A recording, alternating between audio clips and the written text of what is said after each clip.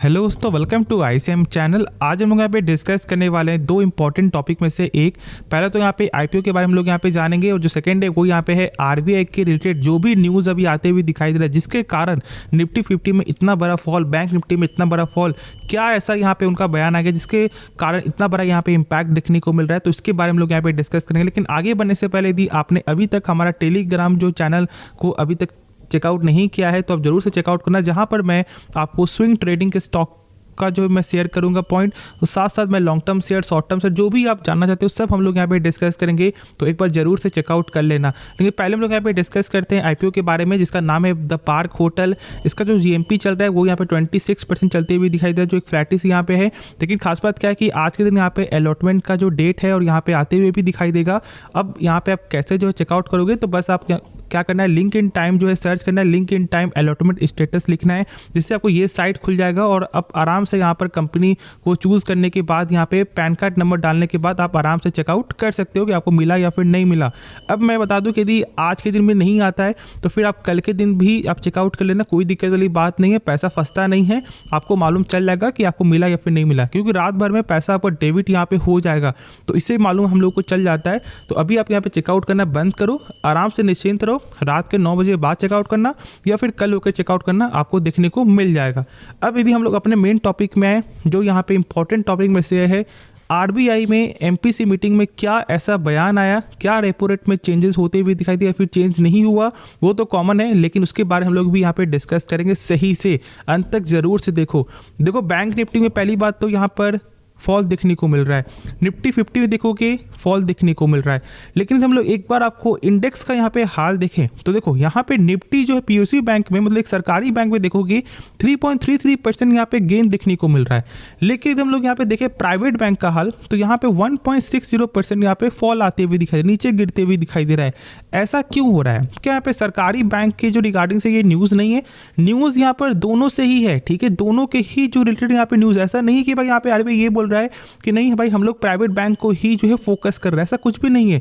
दोनों के रिगार्डिंग से ही न्यूज़ है, लेकिन मार्केट यहाँ पे प्राइवेट बैंक को ज़्यादा फोकस कर रही है, क्योंकि उनको ये लगता है कि मार्केट मतलब जो प्राइवेट बैंक है उसका मेन कमाई इससे ही होता है।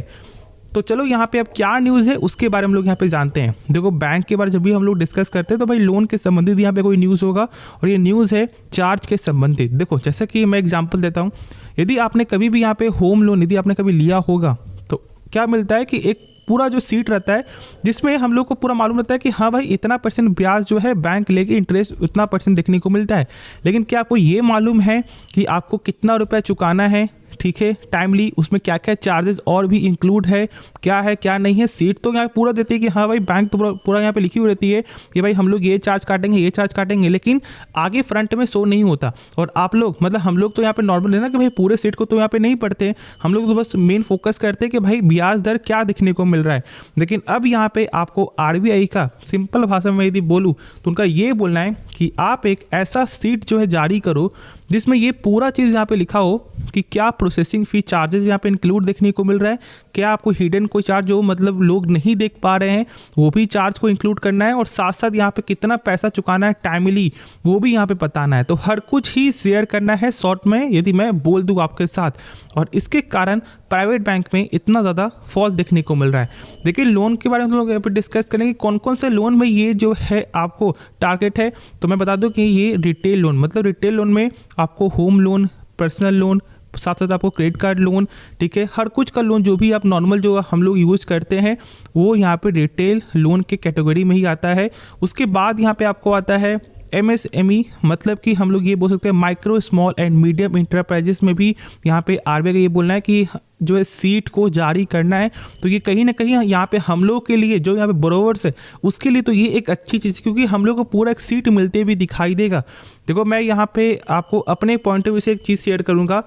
यदि आपने कभी भी सरकारी बैंक में, ठीक है, कभी भी यदि आपने लोन लिया होगा, एक बड़ा लोन आप यदि आपने कभी भी लिया होगा, तो ऐसा नहीं होता कि जो बस आप लोग यहाँ पे देख रहे हो कि लोन मिल रहा है, क्या ब्याज है, नहीं, उसमें थोड़ा सा कमीशन भी देना पड़ता है। तो मेरे हिसाब से ये चीज़ तो एक अलग से ही कमीशन है, लेकिन ऐसे प्राइवेट बैंक में इतना ज़्यादा प्रेशर नहीं आना चाहिए, और मेरे हिसाब से ये प्रेशर आपको सही भी हो जाएगा, तो कोई दिक्कत वाली बात नहीं है मेरे हिसाब से।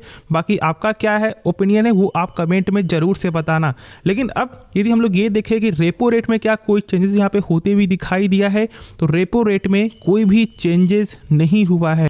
जैसा कि आप यहाँ पे लिखा हुआ भी देख रहे हो कि यहाँ पे रेपो रेट में कोई भी चेंजेस यहाँ पे नहीं है, 6.5% ही देखने को मिल रहा है। और जो गिरावट है उसका जो कारण है वो भी मैंने आपके साथ शॉर्ट में शेयर कर दिया है। यहाँ पर आपको ये भी लिखा हुआ है कि ऑलमोस्ट जो है यहाँ पे 6 में से ठीक है 5 जो लोग हैं वो यहाँ पे आपको रेट अनचेंज के जो है समर्थक थे, इसलिए यहाँ पे रेट चेंज नहीं हुआ है। उसके बाद मैं बता दूं कि यहाँ पे उनका और भी कुछ बोलना है, जैसे कि यहाँ पे जो इन्फ्लेशन जो डाटा है वो यहाँ पे 4% तक वो यहाँ पे लाने वाले हैं, ऐसा उनका ये भी बोलना है। और साथ साथ मैं बता दूं कि यहाँ पे इन्फ्लेशन के रिगार्डिंग से वो बहुत ज़्यादा फोकस है उनका, तो ये भी बोलना है कि और सब देश में तो जो यहाँ पे कर्ज है वो भी बढ़ते हुए दिखाई दे रहा है, जो महंगाई दर वो भी बढ़ते हुए दिखाई दे रहा है, लेकिन अपने देश में कहीं ना कहीं एक अच्छा कंट्रोल देखने को मिल रहा है। और यदि आप यहाँ पे देखोगे तो यहाँ पे ये भी लिखा हुआ है कि मतलब इस बार का जो यहाँ पे है उसके हिसाब से तो भाई 5.4% देखने को मिल सकता है, लेकिन यहाँ पे उनका मतलब 2024-25 का जो है उसके हिसाब से जो यहाँ पे इन्फ्लेशन का जो एक अनुमान है वो 4.5% तक दिखने को मिल सकता है, जो एक बड़ा दावा है और इससे कहीं ना कहीं हेल्प मिलते हुए दिखाई देगा। मेन जो गिरावट का प्रेशर है वो यहाँ पे था प्राइवेट बैंक, मतलब पूरे बैंक के रिगार्डिंग से एक बड़ा कदम, जिसके कारण यहाँ पे फॉल देखने को मिला है। बाकी ऐसा कुछ भी खराब न्यूज़ तो मुझे यहाँ पे नहीं लगा, क्योंकि यहाँ पे हर कुछ ही सही ही देखने को मिला है, क्योंकि वो यहाँ पे महंगाई दर के जो रिगार्डिंग से बहुत ज़्यादा फोकस है और उनका ये भी बोलना है कि लगातार कम होते हुए भी दिखाई देगा। और साथ साथ ग्रोथ के रिगार्डिंग से भी जो है उनका ये भी बोलना है कि जो जीडीपी है उससे भी यहाँ पे सेम ग्रोथ होते हुए दिखाई देगा। तो ये एक गजब का ही बयान देखने को मिला, इसमें कोई शक नहीं है। बस जो प्रेशर है वो मैंने आपके साथ यहाँ पे शेयर कर दिया है, और कुछ ऐसा बचा नहीं इंपॉर्टेंट जो मैं आपके साथ यहाँ पे शेयर करूँ। जो भी डाउट बचे वो आप कमेंट में ज़रूर से पूछो। होप आपको ये वीडियो भी पसंद आया होगा, तो आप इस वीडियो को लाइक कर सकते हो, दोस्तों में शेयर कर सकते हो, और साथ साथ इस चैनल को भी सब्सक्राइब करना। तो मिलते हैं नेक्स्ट वीडियो में, तो तब तक के लिए धन्यवाद।